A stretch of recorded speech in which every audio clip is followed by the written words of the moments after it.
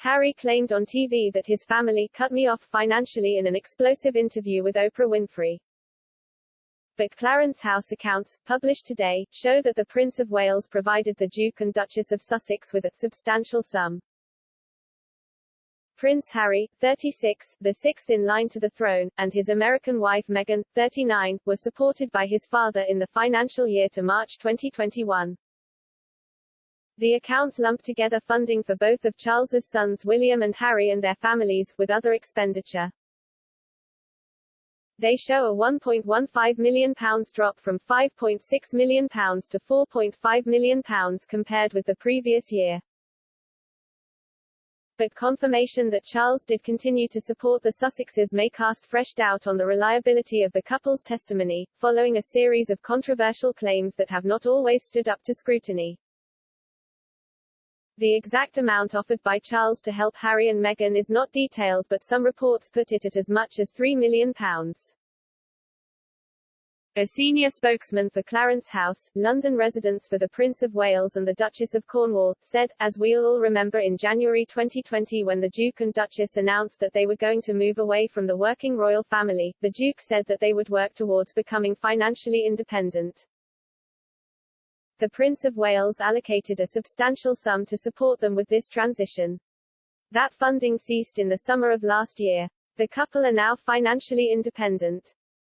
His remarks are in sharp contrast to ones Harry made when questioned by U.S. chat show host Oprah and shown in March this year. The prince claimed he and Meghan had to move from Canada to the Los Angeles home of billionaire film producer Tyler Perry in March 2020 as Charles had ended their funding and they struggled to afford the personal security costs. Harry told Oprah, "My family literally cut me off financially. I've got what my mum left me and without that, we would not have been able to do this. I think she saw it coming. I certainly felt her presence throughout this whole process." Questioned about the apparent discrepancy in the remarks, the Clarence House spokesman said, "I wouldn't acknowledge that they are dramatically different. All I can tell you are the facts." He described the couple's stepping away from senior royal duties as a matter of enormous sadness to the family. But the Prince, Charles, wanted to help make this work, and allocated a substantial sum to the Duke and Duchess of Sussex, to help them with that transition. The spokesman added, "I betray no confidence when I say they've been very successful in becoming financially independent." His comments came as it emerged that Harry and Meghan have signed a license to stay at Frogmore Cottage, their base on the royal estate at Windsor, only until March next year. They have previously insisted that the five-bedroom house, currently occupied by Harry's cousin Princess Eugenie, her husband Jack Brooksbank and their 4-month-old son August, will remain their long-term home for UK visits. There has been speculation that the Sussexes might look elsewhere for a property. The accounts also showed that when Harry and Meghan agreed to repay the taxpayer the £2.4 million it cost to refurbish Frogmore Cottage, that sum also represented several tranches of rent. National Audit Office officials signed off the spending. It is said to represent good value for money because the Queen and the ultimate owner of the property, the Crown Estate, will benefit from its increased value. Harry and Meghan paid rent for the 5 months up to May last year, the report stated. After moving to the US and signing a lucrative deal with Netflix, they later paid back the £2.4 million refurbishment costs.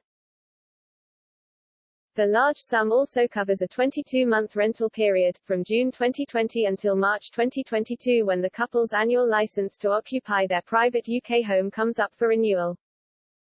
A royal source said, the Duke and Duchess of Sussex have paid £2.4 million, which covers the rental income in 2020-21, rental income in 2021-22. So all of the payments are reflected in the accounts.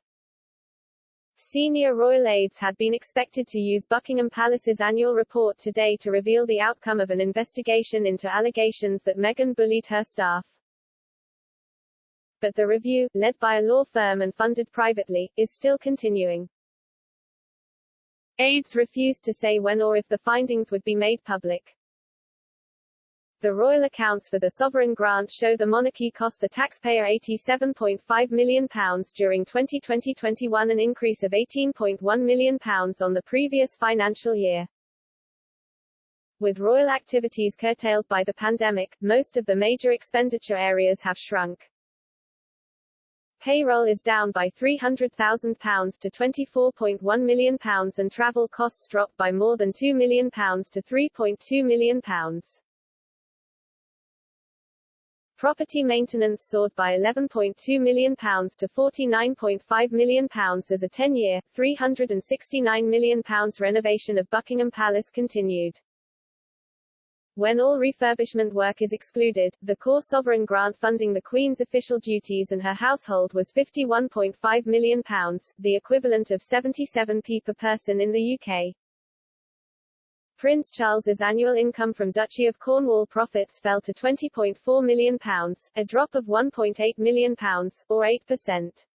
His sovereign grant funding fell from £1.8 million in 2020 to just £400,000 this year.